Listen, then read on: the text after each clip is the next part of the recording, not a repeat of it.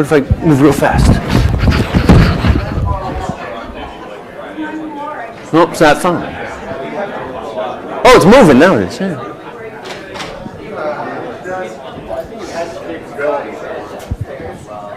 Or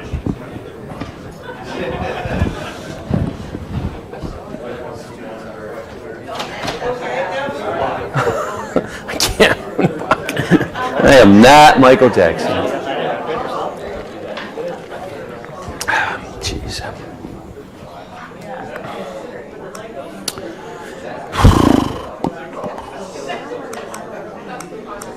Oh, microphone volume down, down, down, down, down, down. There we go.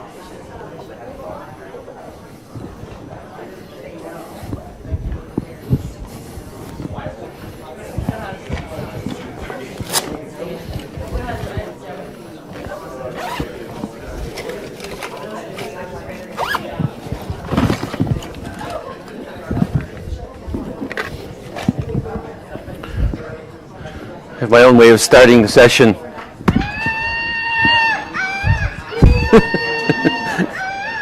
Hey, everybody.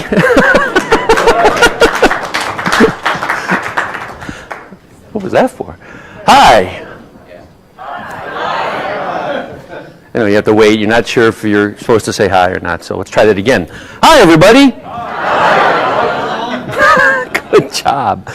So, my name is John Mayer. I'm the executive director of CALI, and I don't know why you're all here.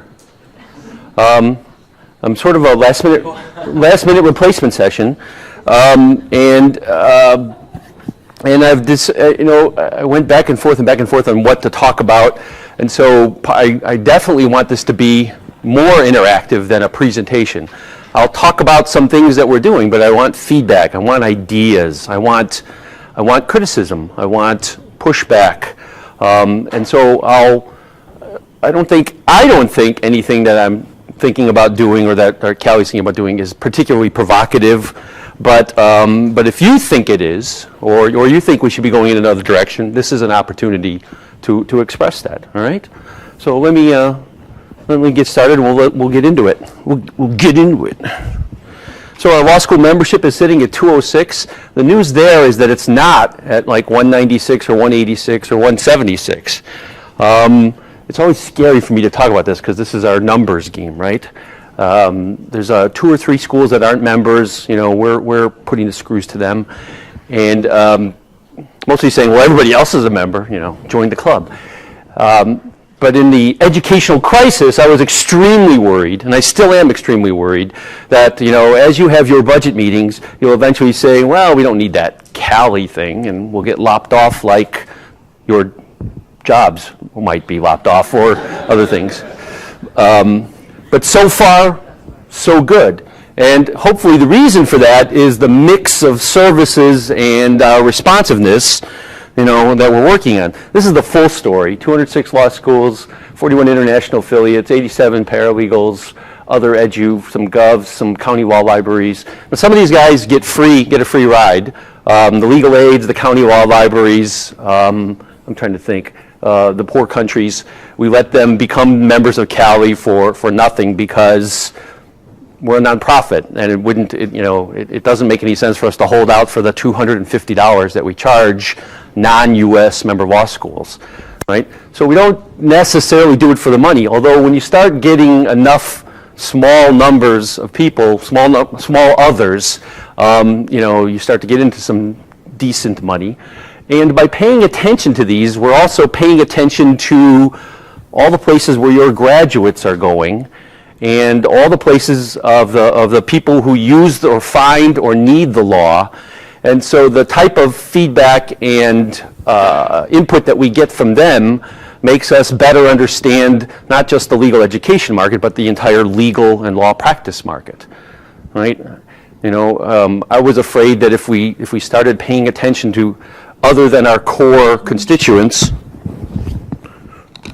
that's my reminder to turn off my phone.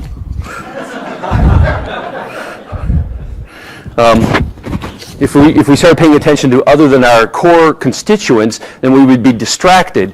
And actually, the opposite is happening. We're getting smarter on a higher level, or on a more meta level about the larger market. And I think that's a good thing. I always want to remind people, of the 600 people that work for CALI, only 6 of them are here. No, there's only 6 people that actually work for CALI. We're very small. We bat way above our weight. We punch high. What all those metaphors about, small effective teams. We leverage other people's work as much as possible, other people's software as much as possible. That's why we love open source and open data. We do also, when we don't know how to expand our staff, because I don't like having a staff that would be constantly expanding, and then the project is over, and then what do we do with that person? They need to reskill or repurpose. Plus, I just haven't had the money to do those sorts of things. So I've got part-time editors. I've got part-time project assistants. Usually students that have previously worked for us, so that we know that they're decent people and hard workers. We've got a student who up in Minnesota who help us with the administration, help Levon out. We have a full-time sysadmin who is not technically an employee, not an employee. Is Deb here? I'm over here. Darn. Who is not an employee. He's not an employee, and that's a significant thing. But we're going to work to make him or somebody as good as him into an employee in the coming years. Is Dan here? Dan's our sysadmin non-employee, and we have a sort of a rolling number of students who come in and help out with various tasks. So. Sorry about that. I'm going to shut that off. No, that's Sarah tweeting. All right. I'm going to come back to that. So CALI is a constellation of projects. This is not that easy to read. I called this list the top 10, and then I said, I got to add another one. So it's the top 11, and that doesn't mean top 11 in terms of cost, in terms of value, in terms of time spent. It's more mind share. I said right now, what am I thinking about in terms of where we're going to take stuff and do more stuff with. And these 11 things popped into my head as much as I could. And you even see some things on there that you've never heard of, like the legal checklists and the formative assessment. What's that? Maybe we'll talk about it, right? So I tried to expand that out to give you a little bit better idea of what I mean. And this is too much stuff to talk about in the 3.5 hours we have left of the conference, so 40 minutes of this session. So what I thought I'd do is pluck a few of them out. No, I'll leave that up for a second and say, so do any of those things up there, hit somebody in the middle of the forehead and go, what? Hey, what's that? Either exciting or terrible or intriguing or something like that? First conference, actually, free conference, and I'm wondering why. Perfect. Actually, that's a perfect place to start. So next year is our 25th conference. And from awesome, right? And it's going great and it's wonderful. Maybe we should stop doing it. Kidding. But I believe that you remain strong by being reflective, even when you're good at what you're doing. If I'm not, blowing our own horn, and that's how you don't become stagnant, and that's how you don't become irrelevant, ALS, or this is being recorded. I just realized that. Sorry, Pablo. If Pablo's here. I know the guy who's in charge of the video. Okay, maybe we need to bleep that. And so yeah, let's take 5 minutes. Are there aspects of this conference? Is there another way to do it? A few months ago when we were planning this, I was thinking, we got to completely change the way we do this. These hour-long sessions are too long. We got to do the reinvent law, the TED thing, Everybody talks for 15 minutes, and at the end of the day, you're all exhausted because you've heard 45 people speak. And fortunately, my more intelligent staff overruled me and said, no, I've already written the software, so. it's hour-long slots, and that change request cannot be allowed. But what do you think? I mean, That might be a cool idea for a personal TED Talk style. Right, a day either before or after AALS. so, so don't change this one. Do something else that's focused on something more narrow, because this does tend to be the flea market of ideas rather than the cathedral. Yeah, the bazaar. Any other thoughts?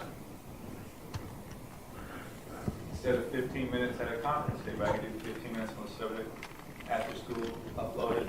At one time you talked about soliciting mini tutorials and stuff on tasks. Uh-huh. Be a mini documentation, something you learned how to do in school. Yeah, virtual. I love that. TED channel. Or, yeah, virtual conferences, maybe desktop TED. Yeah. So instead of you going in front of a group of people, you sit in a desktop and upload it. Although it's not quite as exciting, right? Yeah. I mean, part of TED is its live thing and how perfectly polished it all is. One thing I love about the CALI conference is that it's kind of therapeutic to get out of my office and away from my computer screen and be able to just hang out and talk and rant with people who actually understand, the struggles that I go through at my institution and the successes, because of course we're all successful. But it's nice to see that human aspect and just be a complete geek and also be human. I feel like it's a nice three-day break from the norm. And these are your people. They are my people. Yeah, you're here with your tribe. Huh. We can't say that, right? The Redskins are now not the Redskins. You're here with your peer group, the Washington peer groups. Yeah. That because one-man IT shop. If we do something online, I've almost stopped reading paperwork. We just don't have time. Oh, come on, it's not that busy. Look at my other client, and there's 99 unread. And the other day, I went through 600 catchways messages because I literally haven't looked at it in 8 months. Oh my gosh. So, like her, this 3 days is just, I have to get away from the office and come here to do it. And, if it's online, probably not gonna carve out the time to do it. So, don't change this. Technoids? It's just a mailing still? Yeah. Well, no, it's a website where it gets archived and. But you don't have it like discussion board? I've tried that for like the last 20 years, and these guys just refuse to cooperate. So it's just a million. There are 1,200 people. It just works. It just works. Yeah. Right? A perennial discuss. Oh, sorry, go ahead. If I could only make a suggestion is to roll it so it's not on. That's the tough one on a Saturday. I might be the only person. You mean like a Wednesday, Thursday, Friday instead of a Thursday, Friday, Saturday? Yeah. Um, Pull it out of that weekend category, but. Well, the original idea was that, the old Saturday stayover was cheaper for air flights, which is no longer true. So that would be possible. Hotels are more expensive on the weekend. That's right. Yeah. Oh. It might The- actually You're work out. partying on Saturday, so you're not spending the Saturday night. Yeah, well, the original conference went till Saturday at 5, and then so it's funny. We have some cruft on our that we haven't shaken off, which is why I'm talking about a reboot or at least a fix. The other reason was it was hard to get 3 days out of a law school because they often had classes, summer school, or Barbary going on. That's what was going on at Chicago Kent, where we had like the first 8 or 9 conferences. So, all right, cool. So one of the perennial things about the conference has been there are either too many or not enough law faculty here. Any comments? I know that law faculty who are slightly interested in the topic of computer-assisted legal education would be very interested in show and tell, hands-on sessions, compressed 1 day, 2 days, where they can ask a lot of questions and so forth. Maybe it's too intensive for CALI to do those kind of workshoppings, but at least for a couple of years,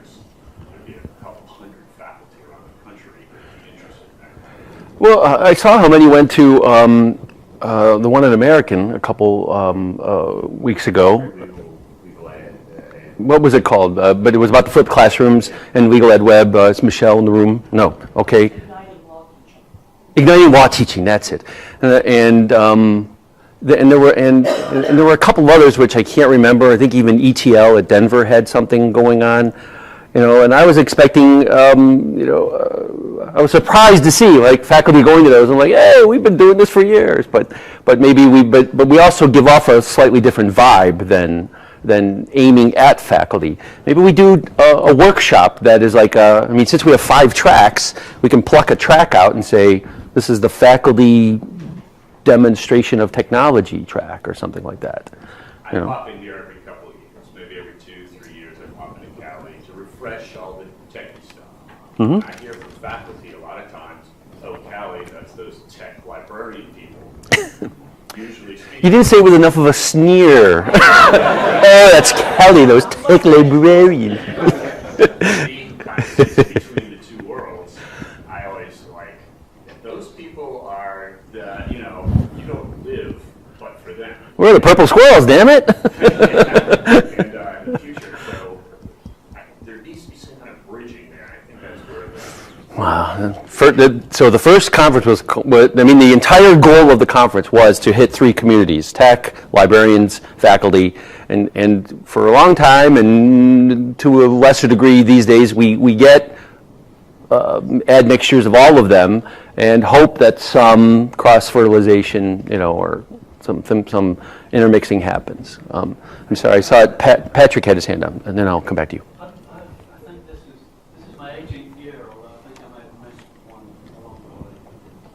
And it used to be that you did have tracks. You had tracks for technical tracks, library tracks, faculty tracks. Mm-hmm. Over the years, I've been thinking about this a lot because as a board member, I'm sort of interested in getting faculty more involved. And this isn't a very faculty-friendly conference. Even the sessions that are supposedly for faculty are pretty technical. So I'm starting to think that maybe we should just forget about the faculty. I do think it's important that faculty and librarians and IT folks. Tom Bruce just went, what? Hit me. It's really important that faculty and librarians and tech folks talk to each other, and this conference is an opportunity to do that. Mm-hmm. And I do think it's important that faculty adopt technology and model it for their colleagues and all that. The problem is that when I do that, people at my school just say, oh, that's Wiseman. He's been doing that for 20 years, so I'm not going to do what he's doing because I'm actually with my tribe too. I'm sort of an IT faculty sort of. So I don't know what to do about it in terms of getting faculty more into it. Although my sense is that it is in fact changing. The fact that faculty went to reinvent all of them. Pardon me. So I have a feeling that faculty they're small C conservative, that adoption curve. Sure, late majority adopters. Uh-huh. A huge majority of them are late adopters. Yeah. And so they're now just sort of getting a clue. They're sort of entering the 21st century. So don't give up. I mean, we're constantly trying to balance this, and you're not saying give up. You're saying No, I did say that. keep, but you didn't mean it. Yeah. Jenny? So I would not give up on faculty, but I do think that with the ABA now adopting outcomes-based education and assessment as part of the standards, that there ought to be somewhat more focus on that, or the possibility of learning more about that, because a lot of law faculty haven't got a clue what that means. And obviously that's a huge area for technology to move into. So I would say that. And the second comment I want to make is at last year's CALI, one of the things I found fascinating was a discussion that kept coming up in meeting after meeting about why are law faculty so reluctant to move ahead and embrace technology? Is it the nature of law faculty, or is the ABA the bottleneck? And that was and it wasn't like on the program, it's just something that people seemed to really want to discuss, and it just kept coming up at meeting after meeting. And so maybe like a formal program on that or something would be a good conversation to have at one of these meetings. Good. Elmer? And Last word on this topic. I spent a lot, spent this spring organizing the agenda. We actually hunted down faculty. We invited people this year, faculty that are doing meetings for faculty. Like Michelle Pisconi and Jessica Mitchell. We were aware of what they were doing, and we got a little bit. And we asked other people too, but it's a busy time of the year. And, so some people couldn't get here. But, for years, that sort of how to balance. I mean, we do, there's a little survey that the link's on the bottom of the agenda. And usually we try to shoot for that sweet spot where we get an equal number of, there were too many library sessions, there were too many tech sessions, there were too many faculty sessions. And if we get about an equal balance of those, we figure we're pretty close to where we need to be. Cool. So you mentioned formative assessment, and I want to talk about that before it goes away. But it was down to one of my last slides, so I'll go down to all the way to the bottom there. There we are. That's my formative assessment slide. Yeah. So I am convinced that formative assessment is a potential. Is a real game changer in legal education, and I'm convinced that there's a technology aspect to that will make it easier for faculty to adopt it. The idea that that you can go through an entire semester and then take one test and then be graded on that is ridiculous, and is an embarrassment of sorts. And since we buttress, or what is it? We bracket legal education with two formalized multiple choice tests, the LSAT and the bar exam. There's a lot of science behind multiple choice question technology questions that actually provide reproducible science-based results. But when I talk to faculty, a lot of them don't. They have a vague notion of that. They're smart to know that there's something there, but they haven't had time or the effort to investigate it. Second, to build item banks that faculty could then use, or for a faculty member to build an item bank for themselves, is hard. It's a lot of work to build a sufficient number of questions. And that immediately says, well, what you should do is get a bunch of people to do it, and that's a consortium project. And last time I checked, CALI is a consortium. And so I have nothing to announce today, except for the fact that I am investigating the idea, aggressively with my board of directors and with these three folks sitting right here, about how we could do something that brings more formative assessment to the entirety of legal education, and in a way that faculty will want to do it and will become smarter themselves. We're not going to deliver it on a platter. They're going to have to come and help us cook it quite a bit. I just see a bunch of people nodding, so I'm assuming passed unanimously. All right, let me go back up again to where I was. Where was I? Awards. Yeah, let's talk about awards. So we're at 220,000 CALI awards from 121 participating law schools. The thing I want to do with awards, I've been struggling forever. I mean, I know the names of all the smartest law students in the country, and I can't sell them anything. No. No, I can't do, what can I do with this that would enhance value, so to speak? And here's the idea I got. I call it award stories.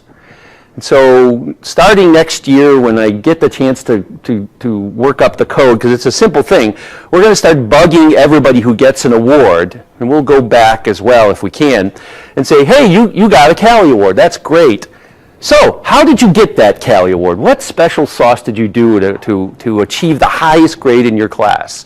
Here's the deal. If you write your story, we'll post it up, so that other people who go to that school, and we would like to know the name of the professor, by the way, could benefit from that information. Of course, we won't just publish it without reading it in case people try to, use swear words or things like that.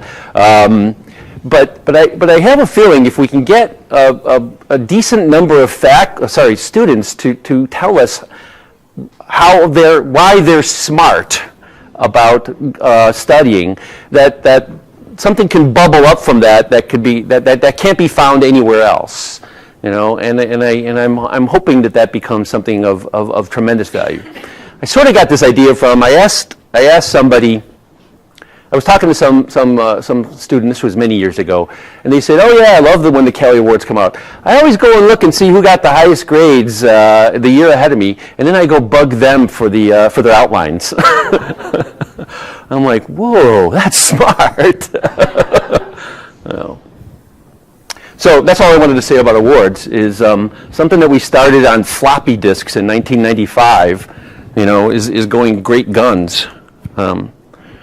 I had a very indignant student this year complain that we sent him a paper award. He was like, well, where's the JPEG or the PDF? And, there's a URL at the bottom of every single award where you can go and get it. But if you print it, it doesn't look just like the award. It's obviously an information page and the award. But he was like, this should all be paperless. Yeah. Grace? I think having students recognized on a website in a visible way puts a human face on it. So Yep. I do first-year library tours, and I always push the CALI lessons, and I talk about students who are struggling and work through the lessons and get an A in the class, and that gets their attention. So if they hear from their peers that this is a really cool tool, maybe they'll have an option. Well, you touch upon an interesting thing that I did not, but thank you for that. So we don't know who the award winners are. We know their names, but we don't have their email address, and we can't link them to the others to our student user database. So I can't say people who take CALI lessons get awards or anything about that. And I suspect that at this late date, it would be very difficult to go back to the registrars and say, give me your students' email addresses. I promise I'm not going to spam them. But I would love to have that information, not so I can spam them, but so that I can do some interesting analytics behind the scene. But so is Facebook and Google and the NSA trying to get that information so they can do interesting analytics. So it's funny. I mean, the things that scare us about privacy at global levels also apply down at, gee, I wish I knew who got this award, and at least I wish I knew at the level of how can I find them in other databases. It's an interesting issue.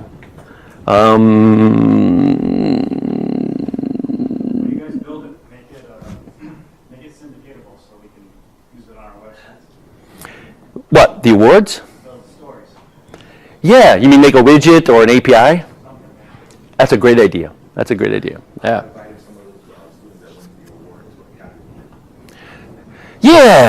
Yeah. So how many people in here are right now a law student? So she sent me a note saying, hey, can I come to the CALI? And I'm like, we have never tried to invite law students to the CALI conference. It was one of those sort of things. And law students are doing all these cool tech projects and entrepreneurships and incubators and things like that. And maybe this goes back to the thing. Would you mind if we invited more law students to the CALI conference? I'm assuming that you're the representative who will convince everybody that yes, we can invite people. Did you want? That's a great point. I think that there is this, especially I'm coming from San Francisco, and certainly we have these institutes that run alongside our institutions and they have these tech projects and they're millennial students who are very tech savvy and, you know, they want an outlet, I think, to sort of engage with the latest technology that is, you know, there's no, you know, this is such a great format for collaboration and students don't really have that access, you know, when it comes to faculty all the time. So I think some students would definitely be interested. Mm-hmm. And we probably couldn't charge them full freight. Let's be honest, right? You know.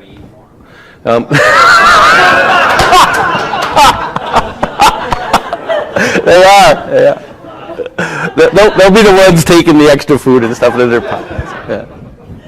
All right. What else? John, we have a question over here. Sarah. I was Sir? just curious, I don't know the answer to this question. Have you ever fundraised? Fundraised for the conference or for CALI specifically?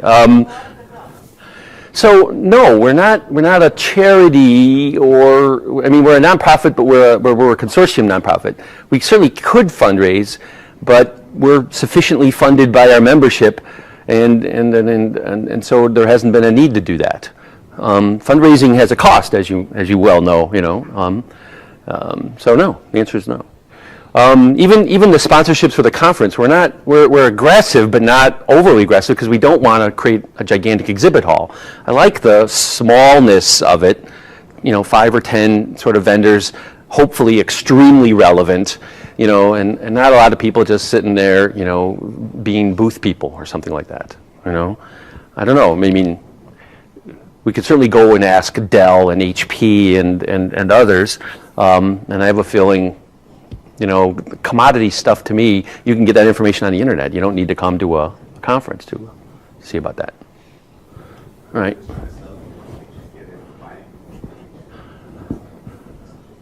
Yeah, and here they're trying to convince you to use it, and it takes more than just I read the description on your website. Show me what you're about, right? All right. All right. Anything in there stick out for somebody, or do I get to pick the next one? Classcaster. All right. Well, for Classcaster, I sort of have to start with Elingdale because it's related to that. So you all know what Elingdale is. We pay law faculty to write casebooks, and then we give them away for free. It's not communist. It's a consortium model. A couple years ago, Orrin Kerr on Volokh conspiracies, was responding to an article I wrote and said, looks communist, And I tried to, and then he backtracked. To be fair to him, he backtracked on that. But and so instead of faculty getting paid in advance and then a royalty over years, we pay them all that money up front. And as far as I know, because contracts are mostly NDA, I don't know exactly how much most people have been paid. We probably pay more. We pay higher, in my opinion, I believe, we pay higher than the average faculty member gets for writing a casebook. All right, we wanted to make money, not the issue. But in return, they don't get a royalty going forward, right? Because we turn around and give it away for free under a Creative Commons license in multiple formats, including the ability for other faculty to take that book and make changes to it, remix it and stuff like that. I just see that as that's the way things are going to be going. With the chaos in legal education, people are going to want to be doing adding and changing and mixes, and you can't do that on a paper publishing model. Also, you can't do that under a DRM scheme, where, I wanted to do something, but it was locked down. I got to go find the permissions to do something, but it was locked down. So although a side benefit is that it could save students thousands of dollars and save, legal education millions of dollars, that's actually not the goal. The goal is to give faculty the freedom to construct the educational environment that they want. They can't do that with intellectual property that's tied down or DRM'd by the traditional publishers. There's a flip side to that, right? There's teachers and there's learners. It gives the students the source code to the course, the actual text. They can download the RTF version or the PDF version. They could, bring their own device and read it there, or have it on all their devices. And so if you want to use that as the way you study and you want to dump it into some other tool that lets you outline or do things, so the student can construct their own learning environment. So what's that got to do with ClassCaster? These are the things I just said.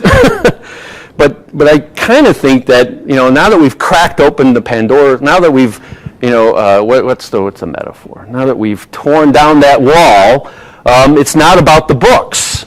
It's not that books are dead. It's that the book, which was the four corners of the course, is got now mushy barriers to it. And what we're really saying is course materials are going to be delivered in a variety of ways. Some of them will have the four corners of a book to it, but most of them I think are going to end up as essentially a website, right? How many of you went to the H2O, the Harvard presentation? Well, a couple of you did.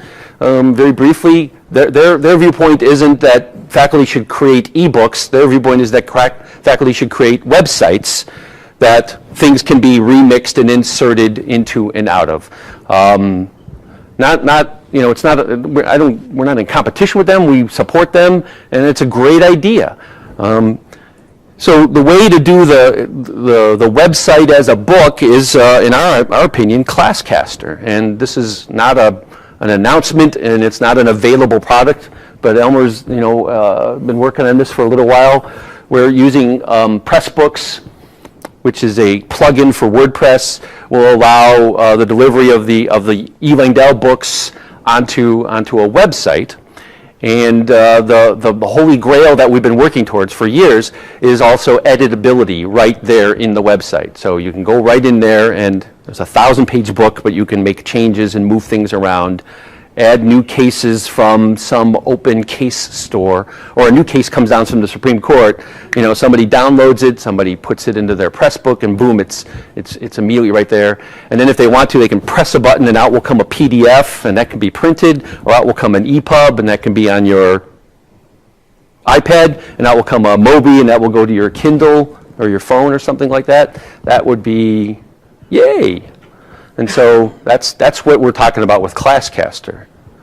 Now that's the first thing that's the first reason why I put ClassCaster on there. All right? Reactions? Books. The second thing about ClassCaster is that it's sort of an LMS. Right? It's not Blackboard or Desire to Learn, but it's WordPress, which is, it's not too far away from thinking that a blog is a course website. You can do all the same things, or a lot of the same things. There's some specialty things you can't do, but those are plugins that we haven't installed yet, like take attendance or give tests. Well, maybe we'll explore the idea of putting up an Instructure, a Canvas instance that is specifically for legal education. And Elmer's starting to take off his glasses. Okay. Built off the same ideas, because there's how many people are using ClassCaster regularly? Not right now. I mean, not a lot, but not a little. Yeah, there's about 3 dozen faculty that use it regularly. Given some estimate, it hosts a couple hundred blogs at this point. Yeah. And it looks like the podcasting thing isn't going to be exploding off the charts too soon. There are about 6 or 8 people that use that feature regularly. That's cool. Yeah. And I got to admit, I'm a little predatory here. I'm looking at how Thomson, kicked their legal publishing division to the side last year, and I'm wondering how much longer it will be before Twen dies. And I know a lot of faculty love that, and I would love to step into that breach with a product or a service if that would help the community. Yes, this is being recorded. But again, I know a guy. Actually, I don't mind if this goes out. So, true story. I was at the ALL booth a couple of years ago, and we were doing the E. Langdell thing. So there we are saying, "Hey, free books," and some guy came over. He's sort of grimacing, and he's like, "So, tell me about this E. Langdell." So, I looked at his badge. It was from one of the other booths, one of the traditional publishers. I won't say which. And I gave him the whole spiel, and he said, "We're not afraid of you." Wait 5 years. And I said, I'm glad to hear that. And then I gave him my card, and I said, "We might be hiring." True story. True story. So I'm a little predatory, sorry. All right. What else? We were there. What else do you want to talk about? CALI lessons. CALI lessons. Sure. So CALI lessons, it's our core, right? They're awesome. There's 900 of them. They're getting old, some of them, right? As soon as you write it, it's out of date. At least the tax ones seem to be, So we're in the middle of a gigantic revision project where we're bugging all the authors. We're actually paying them just to tell us, does the lesson need a revision? We want them to not just sort of wave their hand, we want them to actually dig back into it, and because these go back 10, 15 years, and tell us, ooh, crap, did I say that? We want them to we want them to actually tell us, and then we'll pay them a little more. We're talking hundreds of dollars here, and maybe more depending on the extent of the revisions, or maybe less if they're fairly minor. And some of the authors have been wonderful to say, "I'll fix it," and that's great. But the goal here is that, or the problem here is that content ages, and we need to stay on top of it. I mean, we have a regular process that we do every year, but this is sort of an extra strong push to do that. What's the other thing I wanted to say about CALI lessons? Oh, the LR cap. No, I swear it was a slip. The LR cap lessons. So the Legal Research Community Authoring Project lessons have a lot of screenshots of existing websites, and those change literally week by month by year, and we've got to come up with a better way to keep those screenshots up to date, or keep those instructional things. And maybe it's a different model for the lesson. Maybe it's not CALI author, or maybe it's a different way of thinking about authoring. And I'm just saying that's bugging me a lot, that we have stuff that is not perfect out there. We haven't had a fellowship in a while. We've just been so busy. And I certainly want to do more fellowships. By the way, the fellowship is our model for how we get a whole bunch of lessons in one area. We do a national competition. We get 5 faculty.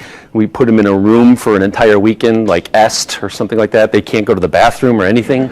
No, just kidding. And then, but we make them each write 5 lessons. We make them look at each other's lessons, so they're peer reviewed. And so at the end of a year or a year and a half, we have 25 lessons all in one subject area. But better than that, we have 5 faculty who sort of get what we're doing and assign them to their students, and even better, talk to their colleagues, about the efficacy of CALI lessons. So that's what I wanted to say about CALI lessons. The other aspect of that. I think there was a follow-up, John. Sure. So I just wanted to offer a little feedback. So Sure. I have no interaction with the lessons at all. I'm in the IT area, and so to defend budgets, I am saying, hey, we want to keep our CALI membership. So administration's been targeting some students, asking them, do you use the lesson? I explain what it is, and then start targeting it. So an overall feel from our students, after you take that broad umbrella look at it, is that Don't sugarcoat it, spit it out. Is that the lessons are too slow, that they find that if there's something they read, that by the time they get into the lesson, what they actually needed to learn a little bit more about, it's too deep, it's too time consuming, they can just as easily go out, do some keyword search in Google, come up with it, aha, now I get it, and then move on. So I'm just passing that information back. I've never been through a CALI lesson, so I don't know, but it seemed there's a lot, and then the reference librarian started asking the students too, like, can you ask the students if they're using it and if they like it, and that seems to be the general consensus that the pace is too slow and they can't move to where they want to be. Yep, totally understand. Appreciate that. Yeah. Well, I was going to ask the same thing, because I remember them years ago, but, and you're talking about updating content, but it seems like it needs to also be updating UI on a periodic basis. Yep. Yeah, and there's actually, I mean, some of the things that, I mean, first of all, we've made the lesson shorter, right? I mean, the chunking is smaller than it's been. So some lessons can actually be gotten through in less than a half hour. And learning the law is hard. And if you're getting insight from Google about law school, then anyway. But but the thing is that we are looking at some sort of UI sort of stuff with advanced searching, that the capability that we're going to have with the new system that is allowing us to search inside the lessons. So that part of what we've talked about is being able to give students the ability to jump into a lesson at a particular point from the search engine on the site. And I think that solves that problem. I think that's what of saying, like, I've got this monolithic, well, like the evidence lesson. The evidence lessons, Deb, they're still pretty big. Yes. Yeah, the hearsay ones, Tim.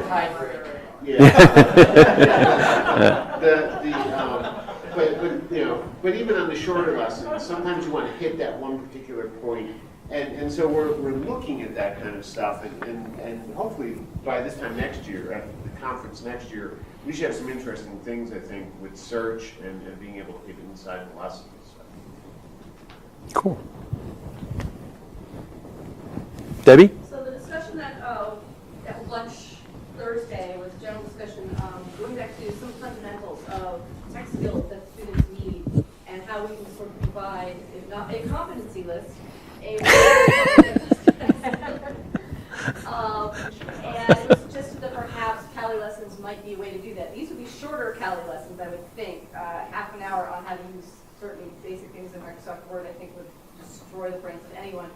But would that be an appropriate CALI lesson topic category that we could start exploring, maybe with the help of CS, to help develop some things on a fundamental, here is how this technology works. Same issue with some of the screenshots and keeping it up to date. So maybe we can also start thinking of ways to address that issue. Yes. So, sure, and I lost the dream of having only evidence lessons in the library. well, The idea is to expand and cover categories of law that students need. Right, this is not even law. Right. And law is anything that happens from the day that the school says, welcome, to the day they say, welcome alumni.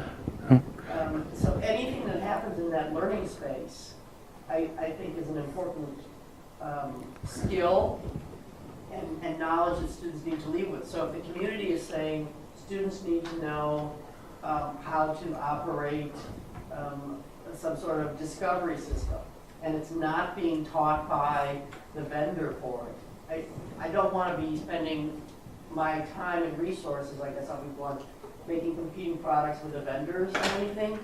They do it so much better. And they give you points for learning it from them. not anymore. The world's changing. No, but that makes a good point. If there's tutorials out there for Microsoft Word or for printing or for formatting or things like that are not necessarily law related or law school related, we'd rather let somebody else do that sort of thing. They're more But broad-based, sort of, this is the kind of thing that's out there in the world. This is generally what it's going to look like. Here are the kind of skills you're going to need to know to. well, I'm really curious to hear what happens with Casey Flaherty and the work he's doing at Suffolk. He's the general counsel of Kia Motors, who would give tests to outside counsel before, and they would have to pass a technology competency test before he would work with them.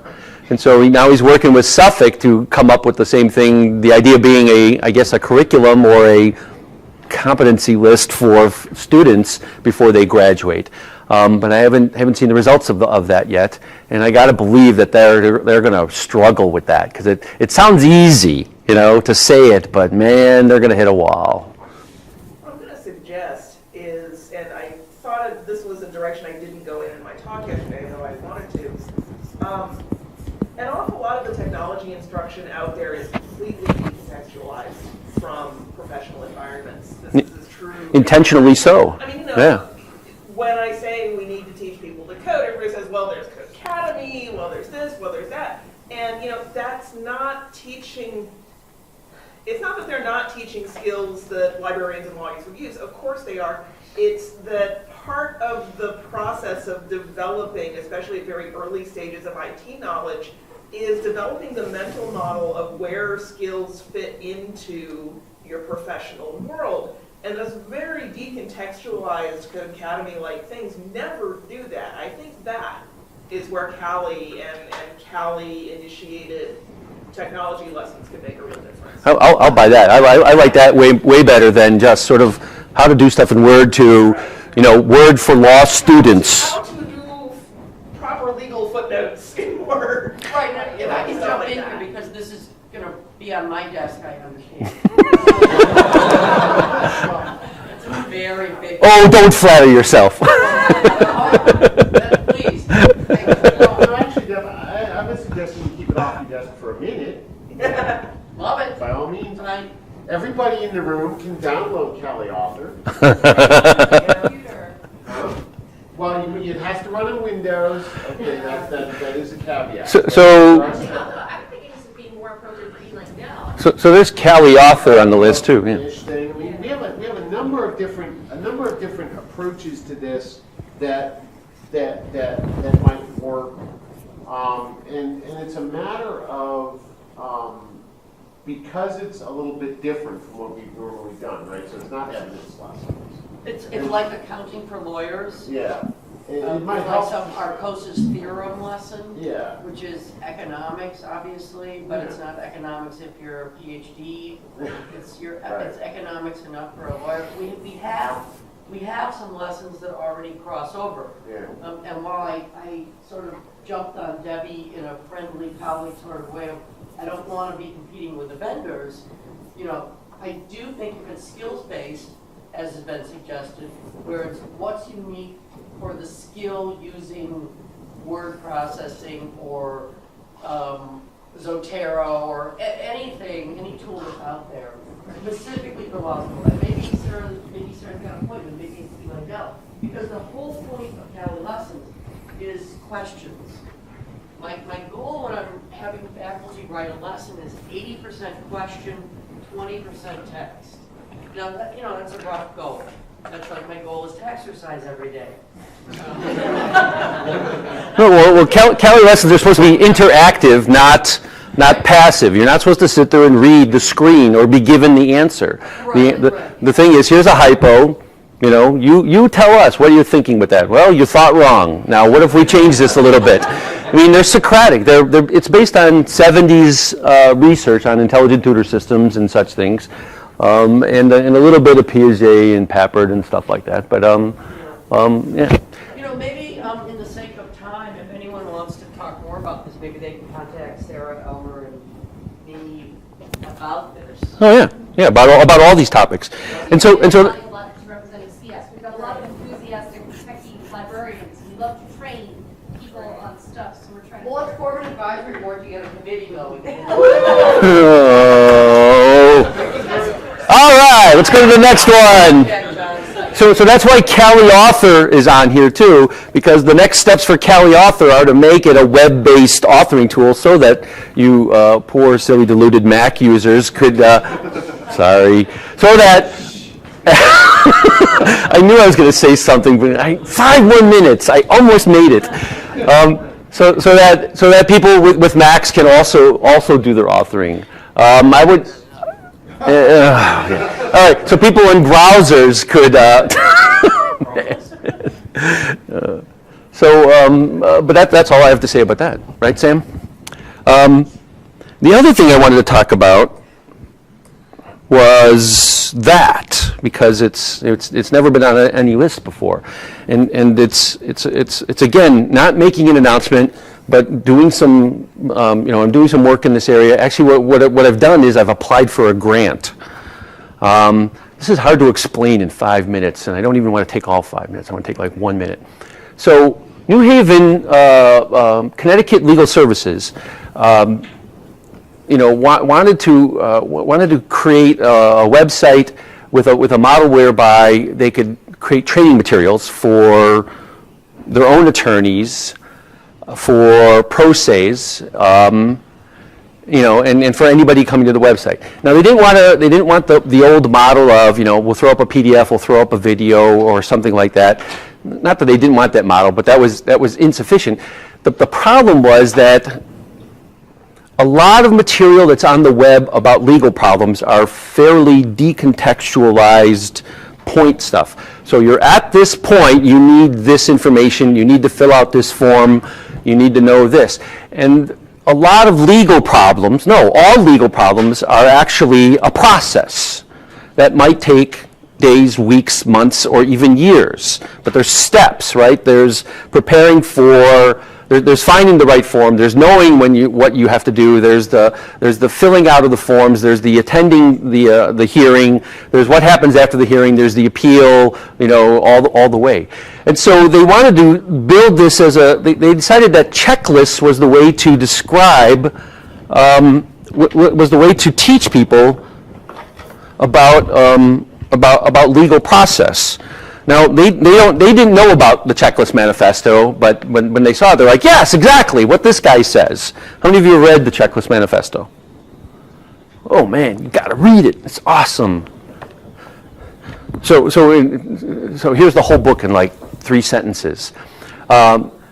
Emergency room doctors were forced to use checklists to make sure that they did everything that a good emergency room doctor does. And before that, they're like, we hate this because we're doctors and we know what we're doing. They were really competent. They're hyper competent.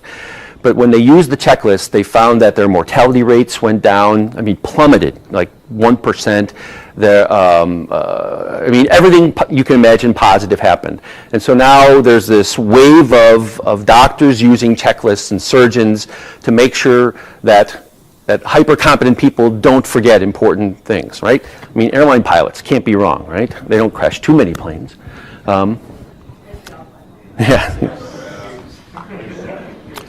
So to make a very, very, very long story short, we're working with them to build a portal, a website that will host these legal checklists. What do they call them? Online classroom modules. Yeah, I'm calling them legal checklists.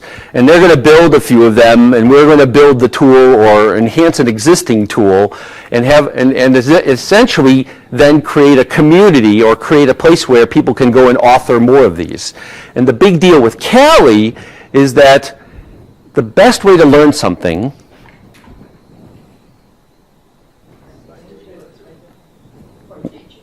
is to teach it. Certainly, see one, do one, teach one. And so our idea here is, well, what if you pair up law students with lawyers and have them write these checklists or build these checklists? And on these checklists are existing web-based FAQs, instructions, videos, maybe even guided interviews in A to J that help you, that fill out forms for you and things like that.